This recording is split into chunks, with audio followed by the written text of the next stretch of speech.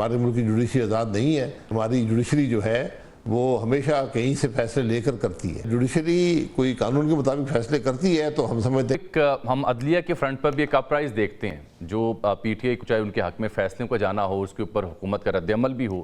یہ نیچرل آپ کو لگ رہا ہے جو جوڈیشل اپرائز ہے in favour of P T I جہاں سے انہیں ریلیف مل رہا ہے, یا is it something else? اور اس میں شک یہ پڑ رہا ہے کہ شاید اداروں کے بیچ تصادم کا خدشہ پیدا ہو رہا ہے. آپ کیسے دیکھتے ہیں اس کو؟ میں تو بڑی تشویش سے دیکھتا ہوں کہ آج میں اور آپ یہ بات کر رہے ہیں کہ کیا ہماری جوڈیشری آزاد ہے یا نہیں ہے, کیا ہماری جوڈیشری قانون کے مطابق فیصلے کر سکتی ہے یا نہیں کر سکتی. تو ہم جب جوڈیشری کوئی قانون کے مطابق فیصلے کرتی ہے تو ہم سمجھتے ہیں یہاں بغاوت ہو گئی ہے. تو کیا ملک میں یہ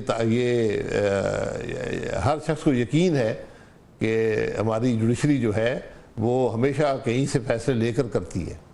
تو یہ جوڈیشری کو آج ان سارے معاملات کو کلیئر کرنا پڑے گا.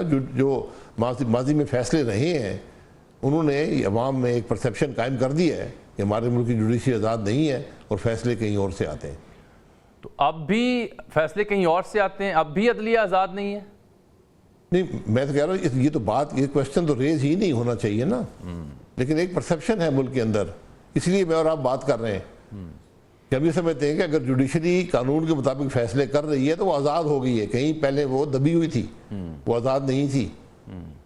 جوڈیشری کو تو آزاد ہونا پڑتا ہے, قانون کے مطابق فیصلے کرنے پڑتے ہیں. یہ ان کی جو انہوں نے حلف اٹھایا ہے یہ اس کے مطابق ان کو یہ دونوں چیزیں کرنی پڑتی ہیں. اگر کوئی دباؤ ہے تو اس کو برداشت کرنا پڑتا ہے. لیکن ماضی میں ہم نے دیکھا ہے کہ جوڈیشری آزاد نظر نہیں آئی. جوڈیشری آزاد نظر نہیں. اچھا, یہ آپ نے کہا کہ اب تھوڑی آزاد ہو رہی ہے, یہ فطری طور پر آزاد ہو رہے ہیں یا اس کے پیچھے بھی حکومت کے لوگ کچھ سازشیں ڈھونڈتے ہیں سابقہ حکمرانوں کی جانب, سابقہ منصفان کی جانب اور سابقہ جرنیلوں کی جانب کی ان کی آشرواد ہے, وہ اصل میں گڑبڑ کر رہے ہیں, وہ ان کے اندر پھونک مار رہے ہیں؟ نہیں, میں نے یہ کہا کہ جوڈیشری کو آزاد ہونا چاہیے, آزاد ہو رہی نہیں ہے. ان کا فرض ہے آزاد ہونا, ان کا فرض ہے, ان کی ذمہ داری ہے کہ وہ آزاد ہو کر فیصلے دیں. تو اگر ہم اب یہ کہیں گے جی وہ کوئی ریٹائرڈ لوگوں کی بات سن کے فیصلے دے رہے ہیں تو بات تو اور سنجیدہ ہو جاتی ہے کہ ہماری جوڈیشل نظام پہ ہم خود سارے تشویش کا اظہار کر دیتے ہیں کہ ہمارا انصاف کا جو نظام ہے وہ قانون کے مطابق نہیں ہے. وہ کبھی اسٹیبلشمنٹ کی سن لیتا ہے, کبھی جو اسٹیبلشمنٹ کے خلاف لوگ ہیں ان کی سن لیتا ہے. تو ہم تو مکمل طور پہ ایک عدم اعتماد کا اظہار کر رہے ہیں جوڈیشل نظام پر. یہ بات ختم ہونی چاہیے. جوڈیشری کے فیصلے قانون کے مطابق اور ایک آزادانہ ماحول میں ہونے چاہیے. اس بیچ میں ہمیں ان چیزوں طرح باہر نکلنا پڑے گا. اس بیچ میں یہ تاثر ہی قائم نہ ہو کہ جوڈیشری آزاد نہیں ہے. بالکل ٹھیک کہہ رہے ہیں. اس بیچ میں چائنیز وزیر بھی آئے سینئر, اور وہ جو کہہ کے گئے آپ نے دیکھا سنا. تمام سیاسی رہنما وہاں اکٹھے تو ہوئے ایک نقطے پر, لیکن وہ بھی انٹرنل سٹیبلٹی سیکیورٹی کے مسائل کو ہائی لائٹ کر کے گئے. اس کے جواب میں پھر ہم نے دیکھا عزم استحکام سامنے آیا, لیکن اس کے اوپر رد عمل آ رہا ہے پی ٹی آئی کا بھی, جے یو آئی کا بھی, اے این پی کا بھی اور دیگر جماعتوں کا بھی. اس میں واٹ وینٹ رانگ؟ کیا ہم نے قبل از وقت اس کا اعلان کر دیا, یا یہ چائنیز وزیر کے دورے کے بعد ایک نی جرک ریئیکشن تھا, یا مس کیلکولیشن تھی؟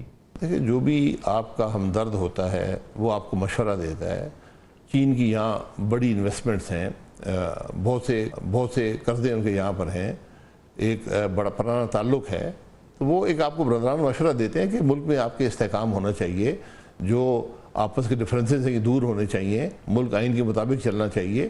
یہ ہر دوست ملک آپ کو یہی مشورہ دے گا. اب اس میں ہم پتہ نہیں بہت کچھ ریڈ کر لیتے ہیں کہ یہاں پر کوئی کیا ہونے لگے اور کیا نہیں ہونے لگا. یہ کام تو ہمارا ہے کہ ہم بیٹھیں اور ملک کے مسائل کو حل کریں. ہمیں اس بات کی ضرورت ہی نہیں ہونی چاہیے کہ باہر سے آ کر کوئی بتائے.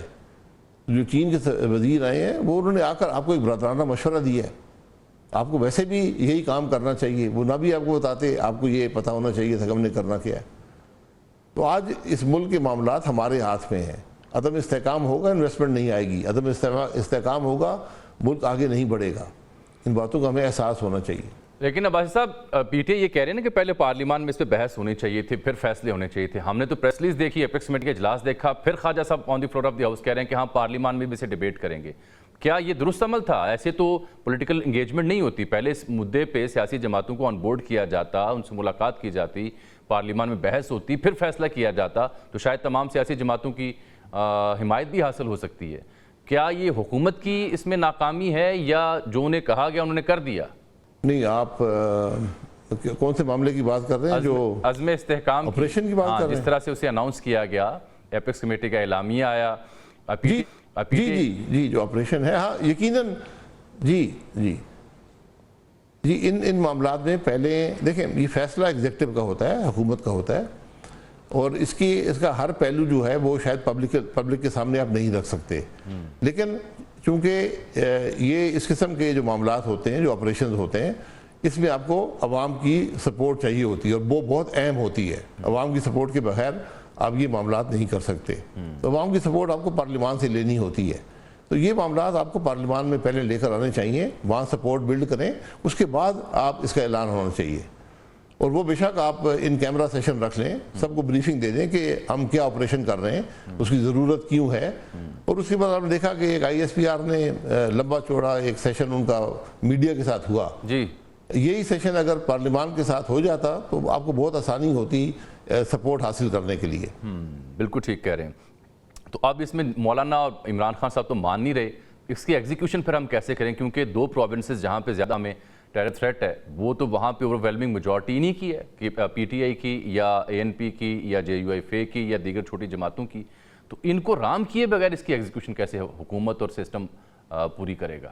نہیں, آپ نے رام نہیں کرنا, آپ نے ان کو ساتھ لے کر جانا ہے. آپ نے ان کے تحفظات اگر کوئی ہیں ان کو دور کرنا ہے, آپ ان کو انگیج کرنا ہے. اور یہ انگیجمنٹ اگر اناؤنسمنٹ سے یا آپریشن شروع کرنے سے پہلے جو بھی عمل ہے وہاں پر یہ ہو جاتی تو یہ بہت آسانی رہتی. تو ہم بدقسمتی سے یہی وہ جمہوری قدریں ہیں جن کا ذکر امریکہ بھی کر رہا ہے, کہ آپ کو جو جمہوری قدریں ہیں ان کے اندر رہ کر اگر ملک آپ کو چلے گا تو آپ کو اکیلی آسانی ہوگی. یہی بات ہر ایک دوست جو ہمارا آتا ہے وہ یہی کرتا ہے. تو ذرا تھوڑا ہمیں خیال کرنا چاہیے ان باتوں کا. بالکل ٹھیک. آپ ذرا آپ کے معاملات پر بھی آ جاتے ہیں نا. عوام پاکستان پارٹی آپ نے اناؤنس کر دی ہے, لانچ کر رہے ہیں, مفتاح صاحب بھی آپ کے ساتھ ہیں. پچھلے چند سالوں پہ اگر ہم نظر دوڑائیں تو 3 نئی سیاسی جماعتیں بنیں 2017 کے بعد بالخصوص. PSP ہے, IPP ہے, PTI نظریاتی ہے, پیٹریاٹ ہیں. یہ سب نہیں چل سکیں. اور ماضی میں اگر ہم دیکھیں تو نون لیگ سے نکلی قاف, وہ بھی تقریباً عملاً ختم ہو چکی ہے. پیپلز پارٹی سے نکلنے والی جماعتیں بھی اس طرح سے ان کی ساخت ہمیں دکھائی نہیں دیتی. تو ایسے میں عوام پاکستان کو لانچ کرنا کیوں, اور یہ کیا رسک نہیں ہے؟ نہیں, وہ جماعتیں ناکام نہیں ہوئیں. جس مقصد کے لیے بنائی گئی تھی مقصد پورا کر دیا انہوں نے. اچھا, یہ جماعتیں بنائی جاتی ہیں, ہم بنا ہی نہیں جا رہے. یہ گراس روٹس کی ایک جماعت ہے. اور میرا خیال ہے کہ 90 کے عشرے میں جو PTI بنی تھی اس کے بعد یہ پہلی جماعت ہے جو گراس روٹ سے آ رہی ہے, اور ایک پاکستان کے مسائل کو حل کرنے کے لیے ایک جماعت ہوگی. یہ کسی مخصوص مقصد کے لیے نہیں ہے کہ الیکشن کے قریب یا الیکشن کے فوراً بعد بنائی جائے.